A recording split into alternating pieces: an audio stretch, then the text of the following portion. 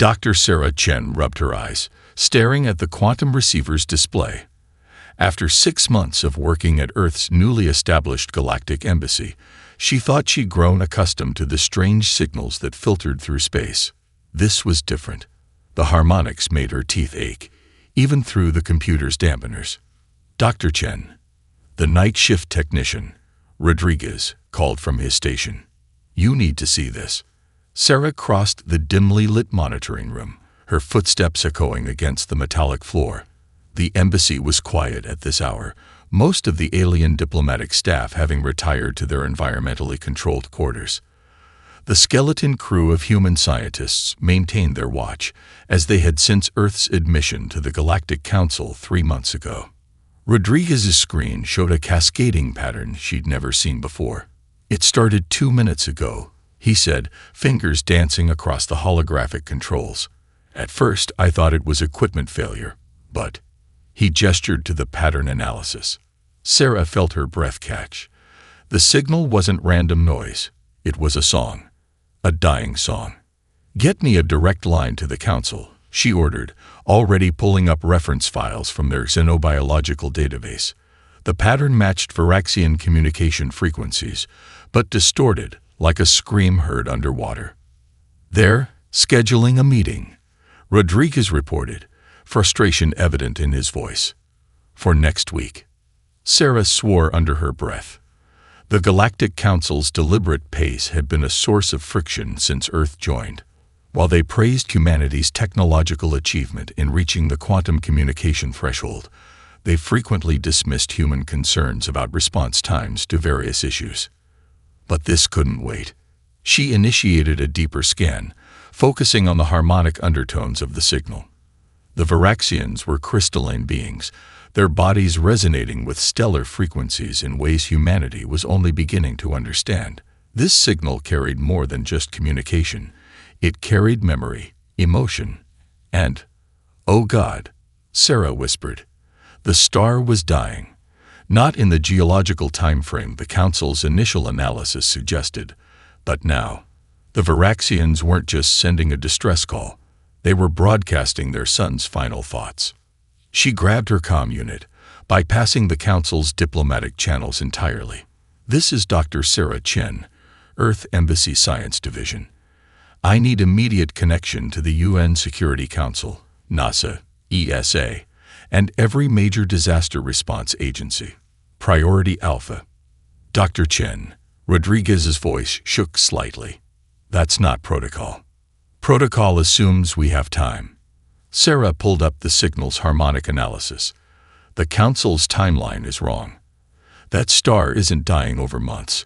It's collapsing now. The Varaxians can feel it through their stellar connection. They're not just calling for help. They're experiencing their son's death throes directly." She sent the analysis to every human agency she could think of, knowing she was probably violating a dozen Council regulations. But the pattern was clear. The star's magnetic field was destabilizing at an exponential rate. The official evacuation timeline would come too late. Her comm unit lit up with responses. The UN Security Council was convening an emergency session. NASA and ESA were redirecting observation resources. Global disaster response teams were being put on standby. "Dr. Chen." A new voice, smooth and crystalline, came from the doorway. Ambassador Rix, the Varaxian representative to Earth, stood there. Their crystalline form caught the dim light, refracting it in patterns that seemed more chaotic than usual. "Ambassador, I was just about to contact you." Sarah straightened, preparing to defend her actions. "You've heard it, haven't you?" Rix's voice carried harmonics of grief. "The death song of our star. The Council believes we are overreacting. That our connection to our son makes us emotionally compromised." "They're wrong," Sarah said firmly. "I've analyzed the signal. Your people don't have months. The stellar core is destabilizing now." Rix's crystal structure vibrated in what Sarah had learned was their version of a sad smile. "The Council will debate. They will form committees. They will send observers. And my people will die waiting for their perfect, logical solution." Sarah felt a cold certainty settle over her. Earth was the newest member of the galactic community, considered primitive by many species. Their ships were borrowed, their technology adapted. But they had something none of the other species seemed to understand. Centuries of experience in responding to disasters, in acting immediately when lives were at stake. "No," she said, pulling up Earth's emergency response protocols on her display. "Your people won't die waiting." She opened a channel to the UN Security Council, which she knew was already assembling. "Because we're not going to wait for permission." Rix's crystalline form pulsed with surprise. "The Council will object. Earth's standing could be damaged." "Ambassador," Sarah met their faceted gaze steadily. "When there are lives at stake, Earth doesn't care about standing. We care about saving people, and we're very, very good at it." She turned back to her console as alerts began flooding in from around the globe. Emergency resources were mobilizing. Transport ships were being prepped. Humanity was about to show the galaxy exactly what primitive emergency response looked like. The star's death song continued to pulse through the quantum receivers, but now it carried an undertone of hope. Help was coming, faster than anyone in the galaxy would have believed possible. The next 48 hours transformed Earth into an anthill of activity. Sarah watched from the embassy's command center as reports flooded in from around the globe. Emergency response teams were mobilizing faster than even she had hoped, their efficiency born from centuries of dealing with earthquakes, tsunamis, and other natural disasters. Her comm unit chimed with a familiar voice. "You always did know how to stir up trouble, sis." Sarah's hand stilled over her console. "Mike, I didn't expect you to volunteer. Suspended or not, I'm still the best crisis response coordinator in the Pacific region." Her brother's voice carried that familiar mix of confidence and barely suppressed anger. "Besides, someone needs to keep you from getting yourself killed trying to save the galaxy." Before she could respond, Ambassador Rix materialized beside her workstation, their crystalline form vibrating with urgency. "Dr. Chen, the Council has issued a formal protest against Earth's intervention. They're threatening sanctions." "Let them." Sarah pulled up the latest stellar analysis. "We'll deal with politics after we save your people." The ambassador's facets caught the light differently. What Sarah had learned was their equivalent of a sad smile. Most species believe humans act too quickly, too emotionally. Most species haven't spent millennia pulling each other out of rubble. Mike's voice cut in from the comm. "We're good at this because we've had plenty of practice." Across the globe, borrowed alien transport ships were landing in parking lots and fields. Emergency response teams loaded them with equipment that made their alien observers buzz with confusion.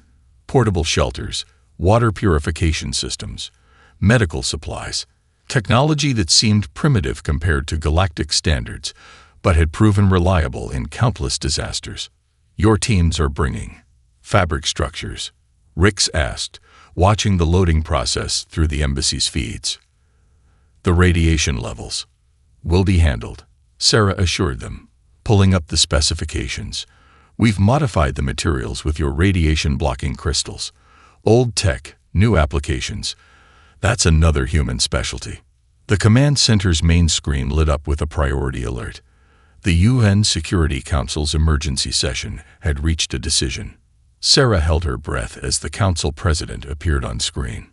"In light of the immediate threat to Varaxian lives, and based on the analysis provided by Dr. Chen and her team, the United Nations hereby authorizes immediate humanitarian intervention." The president's voice was firm. "All member nations are directed to provide any and all necessary assistance. The Galactic Council's protests are noted but overridden under Emergency Protocol 7. Sarah felt a weight lift from her shoulders. Now they could act without worrying about individual nations being pressured by the Galactic Council. "Dr. Chen." Rix's voice carried harmonics she'd never heard before. "Your species continues to surprise us. But the radiation, many of your volunteers will be exposed to dangerous levels." "We know." Mike's voice was quiet. "We've run the numbers. Even with the best protection we can cobble together, There will be casualties among the rescue workers. We're going anyway. Why? Because that's what humans do, Sarah said, watching the feeds as teams loaded onto ships worldwide. We help first and count the cost later. A new alert flashed across her screen. The star's death song had changed pitch. They were running out of time. All teams, prepare for immediate departure, Sarah broadcast globally. Latest analysis shows we have less time than initially calculated. The star's core is destabilizing faster than predicted. Typical, Mike muttered. When do we ever get the time we need? We make do with the time we have, Sarah responded, falling into their old emergency response pattern. What's your team's status? Loaded and ready. We've got enough temporary shelters and stabilization equipment to handle 10,000 refugees. The Australians and New Zealanders are right behind us. Sarah checked the global readiness board. Green lights were lighting up across the planet as teams reported ready status. Humanity's first interstellar rescue mission was about to begin. Ambassador, she turned to Rix, I need you to transmit jump coordinates to all ships. We'll worry about proper docking protocols when we arrive. The Council will thank us when this is over, Sarah cut in. Or they won't. Either way, your people will be alive to complain about our primitive methods. Rix's crystal structure vibrated in what might have been laughter.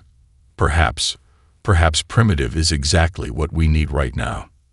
Sarah watched as the first ships began jumping to hyperspace, carrying Earth's emergency teams toward a dying star. They were breaking dozens of galactic protocols, risking sanctions, and probably ending her diplomatic career. And she didn't care about any of it. Because somewhere out there, people needed help. And that was all humanity had ever needed to know. The Viraxian system blazed like an angry wound in space. Sarah's transport emerged from hyperspace into chaos, her sensor displays overwhelmed by the dying star's radiation. Through the view screen, she could see the crystalline cities of the Viraxians refracting the intense light, creating rainbow cascades that would have been beautiful if they weren't symptoms of impending disaster.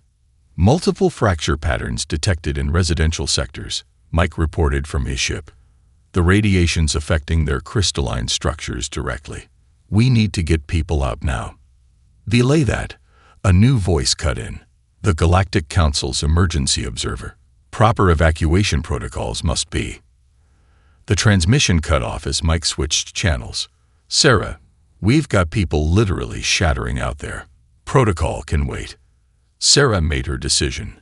All Earth teams, begin immediate emergency response. Use radiation protocols from the Chernobyl playbook. We go in hot but smart. The human ships descended through the stellar storm, landing wherever they could find stable ground. Emergency teams poured out, already suited up in their modified radiation gear.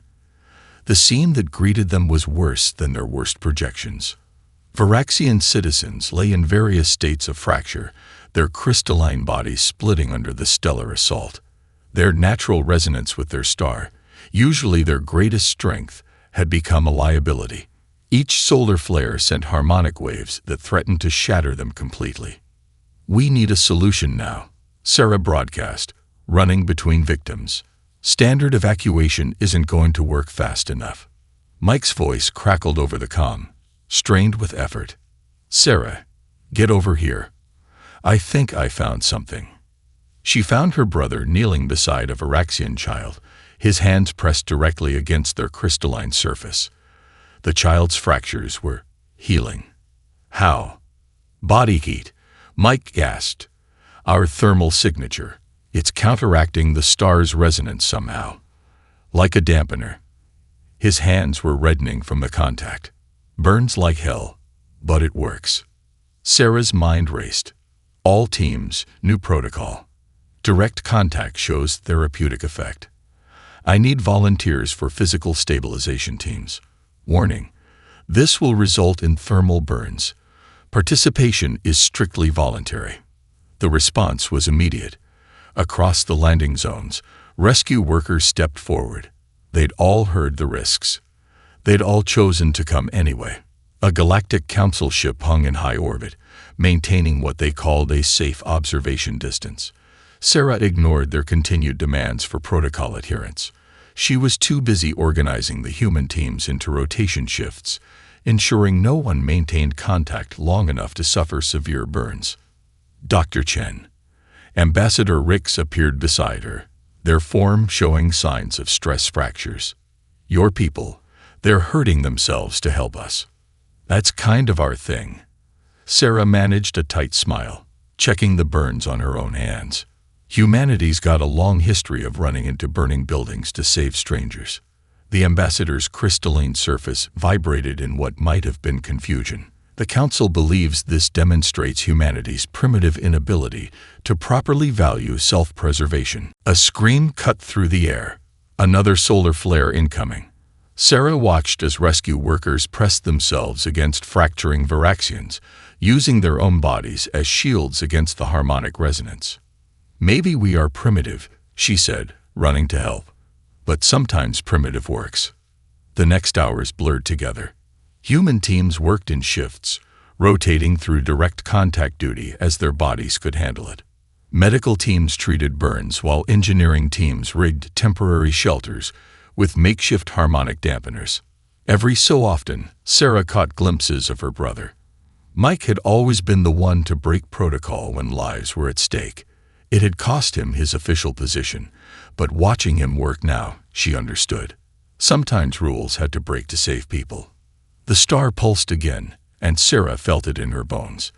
They were running out of time. The evacuation ships weren't arriving fast enough, and the human teams couldn't maintain this level of effort forever.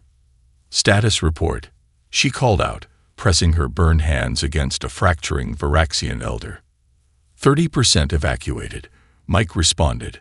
But we've got new problems. Some of the team are showing early radiation sickness symptoms. And he hesitated. Sarah, I'm getting weird feedback from the contact. Like memories, emotions, something's happening to us. Sarah had felt it too. Flashes of stellar light, the song of solar winds, generations of crystalline growth. The Varaxians' connection to their star was bleeding through the contact.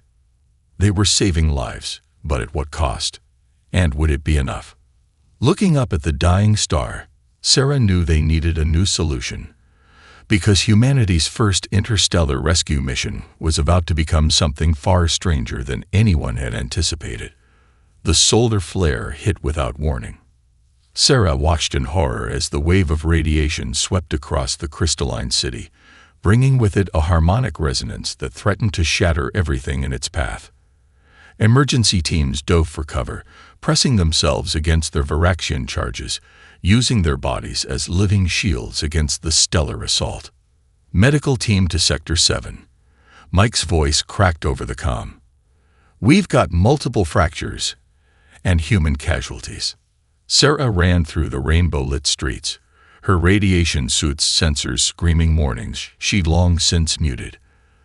The scene in Sector 7 stopped her cold. A dozen rescue workers lay on the ground, their skin blistered from prolonged contact with Varaxian crystals, but they hadn't let go. Even unconscious, they maintained their protective positions. Get them to the burn units, she ordered, helping the medical teams separate humans from their Varaxian charges. As she worked, something strange happened. Where her burned hands touched crystalline surfaces, she began seeing memories. A younger Varaxian, learning to resonate with the star's energy. The joy of first connection, the deep harmony of stellar songs, but also fear, confusion, the growing terror as their son began to die. These weren't just physical injuries they were treating. Each fracture contained traumatic memories, the Varaxian equivalent of PTSD. Mike, she called over the comm. Are you seeing this? The memories. Yeah. His voice was strained. It's getting stronger. The more we work with them, the more we're connecting somehow. Sarah, this isn't just physical anymore. She looked around at the human teams. Many were moving differently now, adopting crystalline-like gestures, humming at frequencies that shouldn't have been humanly possible. The Varaxians, in turn, were beginning to respond to human emotional cues. Something unprecedented was happening. Ambassador Rix, Sarah found the Varaxian diplomat helping at a trade center. This connection. It's not just one way, is it? Rix's crystal structure vibrated in what she now recognized as amazement. No. You're the first species we've encountered whose empathy extends beyond mere understanding. You're actually sharing our stellar sense. It should be impossible. A medical officer interrupted with a critical update. The first cases of severe radiation sickness were appearing among the rescue workers. The human teams were literally burning themselves out, accumulating radiation faster than their bodies could handle. We need to rotate more teams to the shielded areas, Sarah began, but stopped as she saw the look on the officer's face. They're refusing to leave their posts, the officer reported. Say they can feel how much pain the Varaxians are in. They won't abandon them. Mike appeared at her side, his face red with radiation burns. Sarah, we've got another problem. The memories we're picking up. There's something the Varaxians aren't telling us about the evacuation. She could feel it too now, a deep undercurrent of grief that went beyond the loss of their home. The Varaxians weren't just losing their star, they were losing their entire cultural memory. Their crystalline bodies stored stellar data going back generations. Each evacuation meant leaving pieces of their history behind. There has to be a way to preserve it, Sarah muttered, pressing her hands against a nearby crystal surface. More memories flooded in, birth songs, death harmonies, the complex resonances of Varaxian family bonds. Then it hit her. The human teams weren't just acting as physical stabilizers. Their nervous systems were actually storing Varaxian memories, translating stellar data into biochemical patterns. We're not just rescuing their bodies, she breathed. We're becoming living archives. The implications were staggering. Every human who made contact was becoming a repository of Varaxian culture. The radiation exposure was changing them at a cellular level, altering their neural patterns to accommodate alien memories. All teams, she broadcast, be aware that the physical contact is causing permanent changes to human biology. We don't know the long-term effects. Anyone who wants to pull back, now's the time. Not a single rescue worker stepped away. Instead, they pressed closer, their hands against crystal surfaces, their minds opening to alien memories. They hummed in harmonies that echoed the dying star's song, creating a bridge between worlds that no one had thought possible. The Galactic Council's observation ships continued to maintain their safe distance, recording everything with clinical detachment. They didn't understand what they were seeing. How could they? They'd never grasped that humanity's greatest strength wasn't technology or protocol, but their capacity to connect, to empathize, to take on another's pain as their own. Sarah looked at her burned hands, feeling the pulse of stellar memories beneath her scared skin. They were no longer just rescuing a species. They were becoming something entirely new. The question was, could they complete the evacuation before the star's death took them all? The next solar flare was building. She could feel it now, both through instruments and through her newly awakened stellar sense. Time was running out, and the hardest part was yet to come. The evacuation platforms were the first to fail. Sarah felt it before she saw it. A shuddering dissonance that ran through the crystalline structures, followed by the screech of tearing metal. The massive orbital platforms, designed to hold thousands of refugees, were falling out of alignment. Engineering teams, report. She called, running toward the nearest platform's ground control station. The readings made no sense. The structures were intact, the machinery functional, but something was interfering with their basic operation. It's not mechanical failure. Mike's voice came through, heavy with exhaustion. Look at the harmonic patterns. The platforms are grieving. He was right. Through their newly developed stellar sense, they could feel it. The Varaxian technology wasn't just breaking down. It was responding to the collective anguish of its creators. The entire civilization's mourning was manifesting in their technology. The platforms are crystalline-based, Ambassador Rix explained. their own form showing signs of severe stress. Like us, they resonate with the star. Its death affects everything.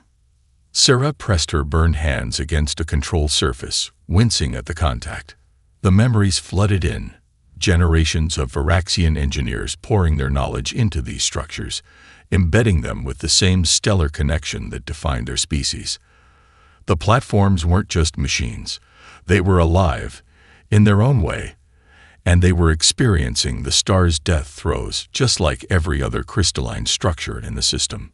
We need to buffer them, she realized. The same way we're buffering individual Varaxians, but on a massive scale.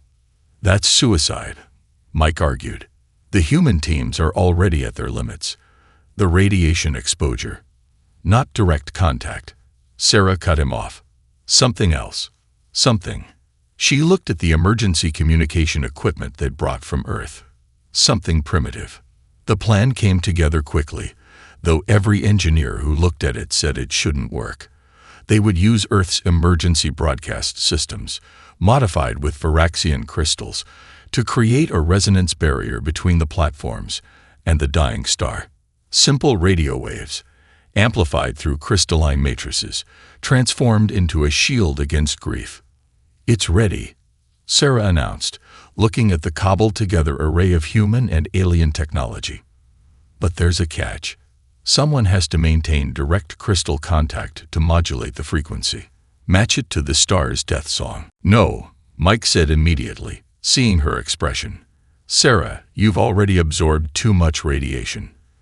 I've got the strongest stellar sense connection after you, she countered. And you're needed for the evacuation teams. It has to be me. Before he could argue further, she pressed her hands against the master control crystal. The pain was immediate and intense, but she forced herself to maintain contact.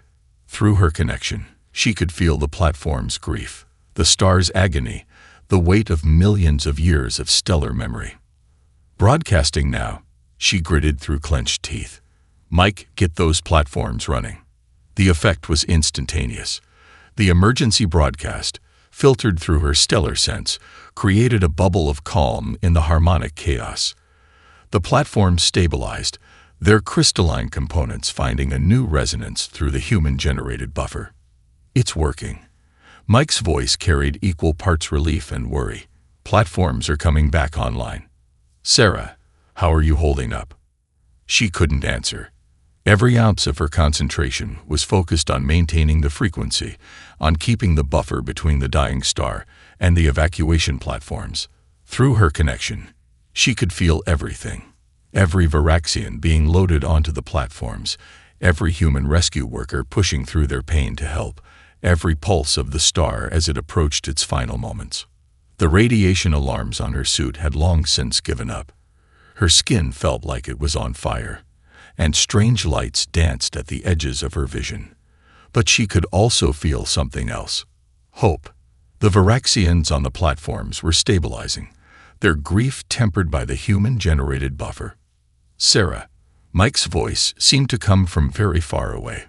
We've got a new problem. Long-range sensors are picking up something in the deep crystal mines. Life signs, strong ones. Through her stellar sense, she could feel it too. A protected chamber, deep beneath the crystal cities. Something the Varaxians had been hiding from everyone, even their own people. The nurseries, Ambassador Rix's voice carried a harmonic of shame. Our future generation. We couldn't bear to evacuate them. Without the star's song, they would grow up incomplete, culturally dead. Sarah felt her heart sink.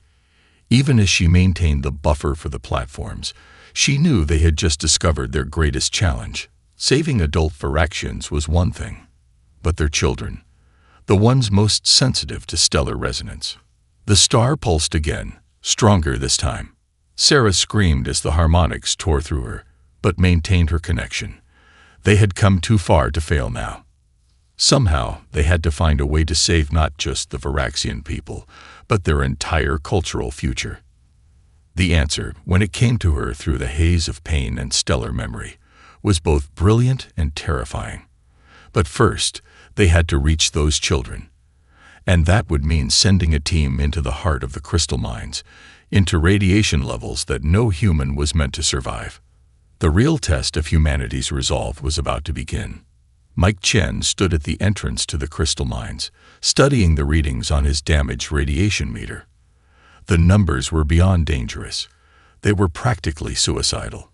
Behind him, a volunteer team of rescue workers checked their makeshift protective gear, modified with fragments of Varaxian crystal. "Last chance to back out," he announced, his voice rough from hours of exposure to the crystalline dust. "What we're about to attempt, the radiation levels down there." "We heard you the first time, boss." Maria Rodriguez, his second in command, adjusted her crystal-enhanced helmet. "We're still going." Through his newly developed stellar sense, Mike could feel Sarah maintaining the buffer for the evacuation platforms above. Each pulse of the dying star sent waves of agony through their connection. His sister was burning herself out to keep the platforms stable, buying them time to complete their mission. "The nursery chamber is 3 levels down." Ambassador Rix's voice came through their comms, strained with effort. "Follow the resonance patterns. The children, their harmony will guide you." The team descended into the mines. Crystal formations grew denser as they went deeper, refracting the emergency lights in dazzling but disorienting patterns. The radiation made their sensors useless, forcing them to rely on their developing stellar sense to navigate. "You feel that?" Maria asked, pressing her hand against a crystal wall. "Like singing." Mike nodded.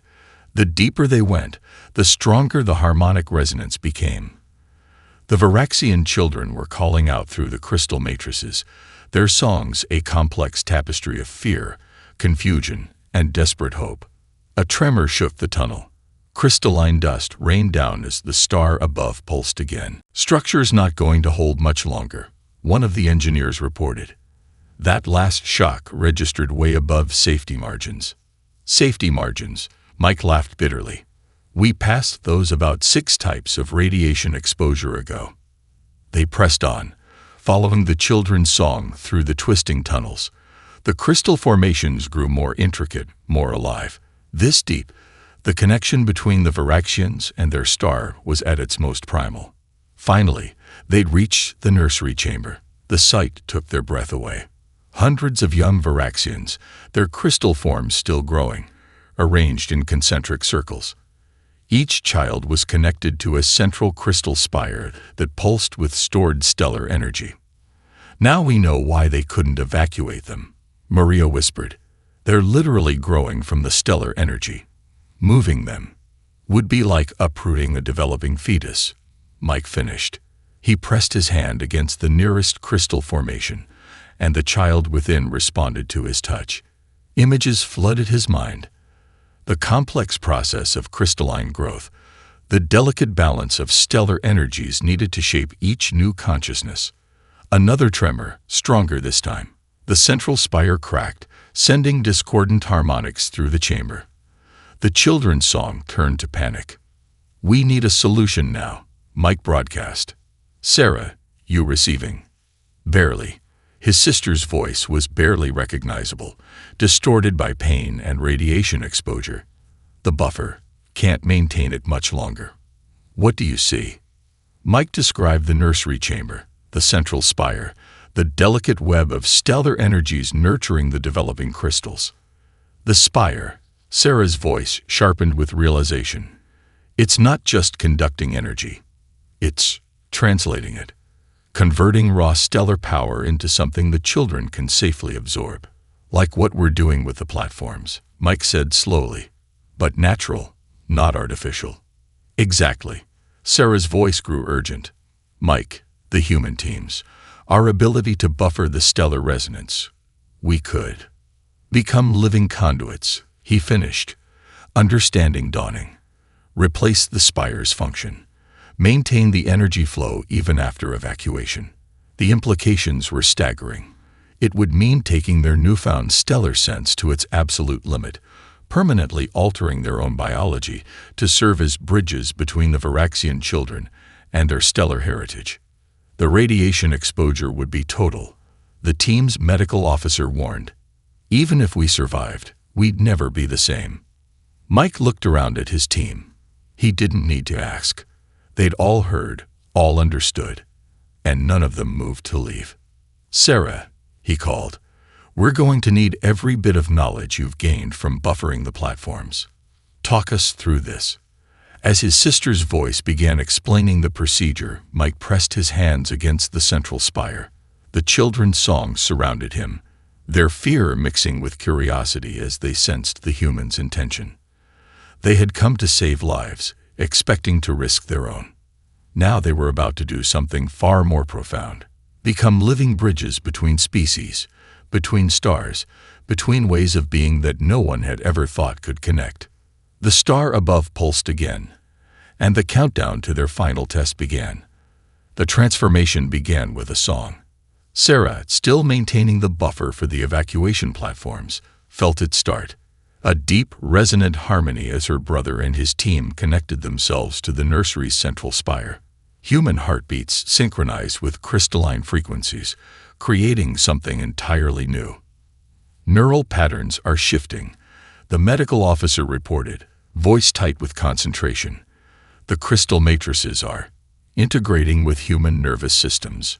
Through her stellar sense, Sarah could feel every moment of the process. The human rescue workers were becoming living conductors, their bodies adapting to channel and translate stellar energy. The children responded, their songs changing from fear to wonder as they recognized the new pattern. "Status, Mike," she managed through gritted teeth. "It's extraordinary." Her brother's voice carried harmonics that had never existed in human speech before. "We're not just conducting the energy. We're becoming part of their developmental matrix, learning how to speak star." A massive solar flare interrupted them. Sarah screamed as the buffer nearly collapsed, her hands burning where they pressed against the control crystals. Above, the evacuation platforms shuddered. "We need to move now," Ambassador Rix called. "The star's core is reaching critical collapse." The next few minutes were a symphony of coordinated chaos. As Sarah struggled to maintain the platform buffer, Mike's team began the delicate process of disconnecting the children from their growth matrix. Each young Varaxian had to be carefully transferred from the central spire to their human conductors, their stellar connection maintained without interruption. 73 children successfully transferred, Maria reported. But the radiation levels. She didn't need to finish. Every human conductor was showing signs of severe exposure. Their skin glowed with accumulated stellar energy, their eyes shimmering with internal light. They were becoming something more than human, and something less. "Platforms are ready for emergency reception," Sarah announced. "But we've got another problem. The children's stellar sense, it's too strong. If we take them up without protection, they'll shatter from the star's death throes." Rix finished. "Even with your people acting as conductors." That's when Sarah had her final desperate idea. "Not if we give them something else to connect to first. Mike, get your team ready. We're going to synchronize everything." Everything. The platforms, the buffer, the human conductors, all of it. One massive resonance pattern. A bridge between the dying star and wherever they go next. It was insane. It meant linking every human volunteer's newly developed stellar sense into a single network, using their collective consciousness to cushion the children's transition. The radiation exposure would be total, the physical and psychological effects permanent. "Do it," Mike said simply. Sarah took a deep breath and began the synchronization. Through her buffer connection, she reached out to every human volunteer in the system. Their minds linked through the crystalline matrices, forming a vast web of consciousness. The children's songs merged with human thoughts, creating harmonies that had never existed before. "Begin evacuation," she ordered. "Slow and steady. Maintain the resonance." Mike's team started moving, each human conductor cradling their assigned children. The young Varaxians' crystal forms pulsed in sync with their human protectors' heartbeats as they made their way up through the mines. The star above them screamed its death song. Sarah poured everything she had into the buffer, her consciousness spreading across the vast network of human minds and crystalline matrices. They moved as one organism now, each step carefully synchronized to maintain the delicate harmonic balance. Through their shared stellar sense, she felt every moment. The children's wonder at their new connection, the human volunteers' minds expanding to accommodate alien thoughts, the very fabric of both species changing as they bridged an impossible gap. Approaching surface level, Mike reported, his voice carrying echoes of hundreds of others. Platform connection in 3, 2. The final transfer was both ending and beginning. As the children were carefully loaded onto the evacuation platforms, the human conductors maintained their connection, their combined consciousness creating a safe bubble of resonance around their charges. Sarah felt the moment it all came together. Human determination met Varaxian harmony, creating something that neither species had ever dreamed possible. They were no longer just saving lives. They were becoming living archives of a dying star's song, bridges between worlds, keepers of memories that were never meant for human minds. The star pulsed one final time, but now they were ready. The combined human-Varaxian resonance held, protecting the children as their world prepared to end. In that moment, Sarah understood that this had never been just about rescue. It was about evolution, about two species reaching across the void to become something greater than either could have been alone. The evacuation ships began their ascent, carrying with them the seeds of a new future, one that would be neither fully human nor fully Varaxian, but something wonderfully, terrifyingly new. 1 year after the Varaxian evacuation, Sarah Chen stood before the Galactic Council, her scarred hands glowing faintly with residual stellar energy. The chamber was packed with representatives from across the galaxy, all gathered to witness humanity's formal response to the Council's investigation. The human volunteers knew the risks, she stated, her voice carrying harmonic undertones that hadn't existed in human speech before the rescue. We chose to. Sarah smiled, remembering the moment of transformation in the crystal mines. With respect, Counselor, humanity has always been about transformation. It's not something we fear, it's something we embrace. The evidence was undeniable. Every human who had participated in the rescue bore permanent marks of their experience. Their skin held traces of crystalline structure, their eyes reflected starlight, even in darkness. More importantly, they carried within them the living memory of a dead star. Their consciousness expanded to hold generations of Varaxian cultural history. In the observation gallery, Mike sat with a group of young Varaxians, their crystal forms pulsing in sync with his heartbeat. The children had adapted to their new reality with remarkable resilience, developing abilities that neither species had possessed alone. They could draw stellar energy from any star, not just their lost home, using their human protectors as living translators. The preliminary findings from the Xenobiology Committee are unprecedented, another council member admitted. The human capacity for adaptation, combined with Varaxian stellar sense, has created an entirely new form of consciousness. The implications for galactic society are exactly why we're here, Sarah finished. Humanity's primitive impulse to help, combined with Varaxian biological technology, has opened doors we never knew existed. We're not here to apologize for that. We're here to invite you through those doors with us. The chamber erupted in discussion. Sarah felt the ripples of reaction through her enhanced senses: fear, curiosity, excitement, concern. The galaxy was changing, and humanity's reckless compassion had been the catalyst.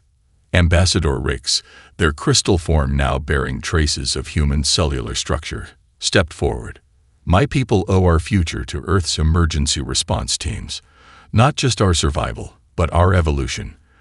The children saved that day are neither purely Varaxian nor human, but something